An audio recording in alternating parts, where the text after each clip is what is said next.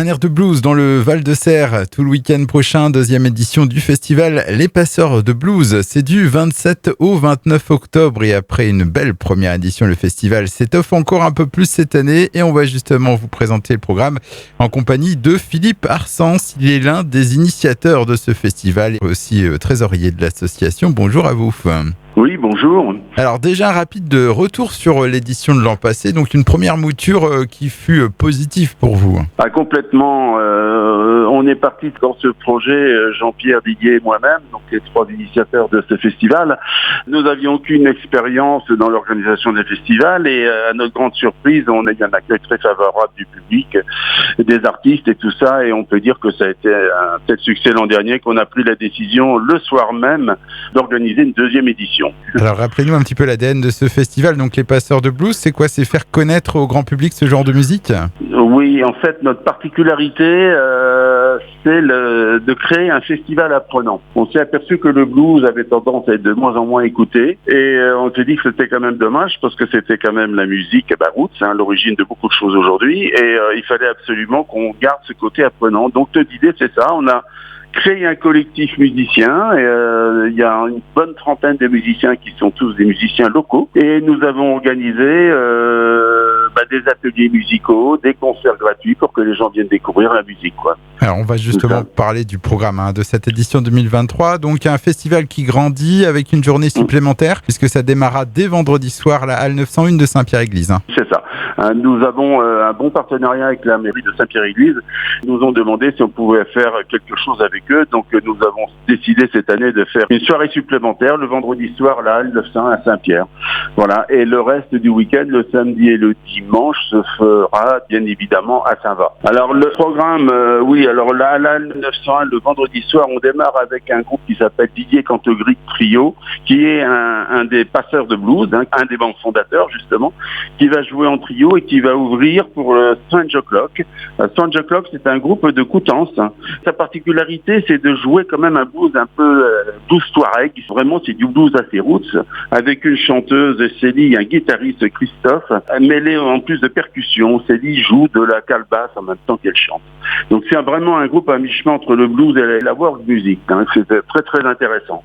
Donc voilà, ça c'est la soirée du vendredi soir. Vendredi soir donc, et puis donc le reste du festival se passe à Saint-Valaou comme vous l'avez dit, et la grosse journée, c'est celle de samedi avec les ateliers apprenants donc qui seront proposés en matinée, des ateliers qui s'adressent à qui? Alors, on a vraiment développé cette année les ateliers. Donc, cette année, nous avons le samedi matin 10 ateliers sur Saint-Va. Il y a 5 ateliers guitare, il y a des ateliers open tuning autour des Stones, ateliers guitare blues, guitare solo impro, guitare picking, fait par Thomas MJ. C'est un professionnel, c'est un monsieur qui est très connu dans le milieu de l'édition musicale. Et nous avons aussi un atelier guitare blues jazz avec Renaud Lebrun, atelier harmonica, saxophone, basse batterie et chant. Tout ça, c'est sur notre site, bien évidemment. Ces ateliers sont ouverts à un public plutôt adulte. Le samedi après-midi, nous avons un atelier fait par Armel Amiot qui s'appelle Créer sa chaîne YouTube. Et la grande particularité cette année, c'est que nous avons organisé aussi avec Greg Slab, qui était l'an dernier, qui est toujours le parrain du festival et qui revient cette année. Donc je rappelle que Greg, c'est l'ancien harmoniciste de Johnny Hallyday. Et on organise avec lui un atelier harmonica dédié aux enfants de 8 à 12 ans. Et ce sera le samedi après-midi à la Halle 901 à Saint-Pierre-Église. C'est un succès. On avait prévu 50 enfants. Les 50 sont inscrits. Donc on fait le plein. L'objectif est atteint. L'association fournit l'harmonica aux enfants. Donc ils repartent avec leur instrument. Et ce stage, atelier musical, est gratuit. Donc là, on est très content d'avoir lancé ça. Et en plus, c'est complet. Alors ça, c'est les ateliers du samedi. Et puis le samedi aussi, il y a de nombreux concerts gratuits qui vont être proposés dans tout Saint-Va. Oui, alors là, on a augmenté. L'an dernier, on en avait 8. Cette année, on passe à 12. Ça démarre samedi à 14h jusqu'à 18h30, 19h.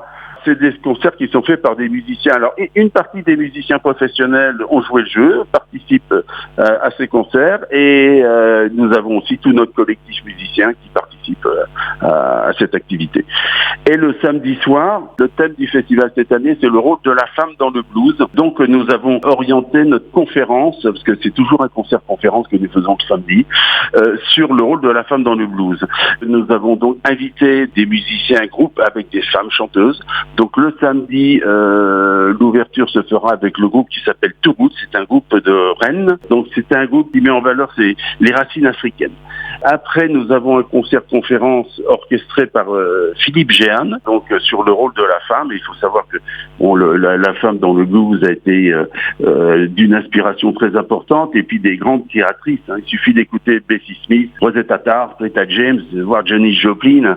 Donc on s'aperçoit que la femme a un rôle très très important. Donc la conférence se fera autour de ce thème avec Philippe Jehan et bien évidemment accompagné pour la partie musicale du collectif. Alors ça c'est pour la grosse journée du samedi, puis le festival qui se terminera aussi le dimanche, toujours à la salle Max-Paul Fourchet.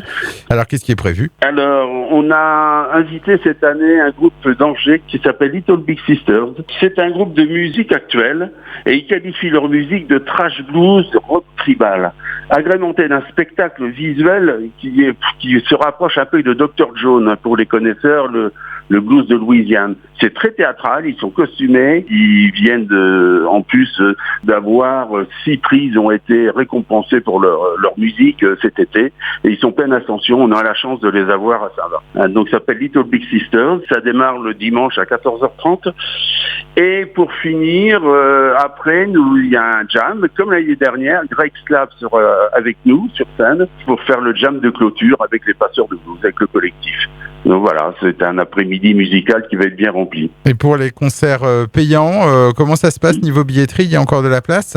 Alors, les concerts sont à 15 € et le concert du samedi est plein. Il reste des places pour le vendredi et quelques places encore pour le dimanche. Et le programme de ce festival Les Passeurs de Blues, on peut le retrouver où? Sur le site internet Passeurs de Blues. Vous avez aussi les flyers qui ont été distribués un peu partout, mais sur notre site internet, vous trouvez toute la programmation. Philippe Arsens, donc membre de l'équipe organisatrice et donc initiateur de ce festival Passeurs de Blues, 2e édition. On rappelle donc que c'est tout ce week-end du 27 au 29 octobre à Saint-Pierre-Église pour le vendredi et sur Saint-Valague pour le samedi et le dimanche. Je vous dis au revoir. Merci, au revoir.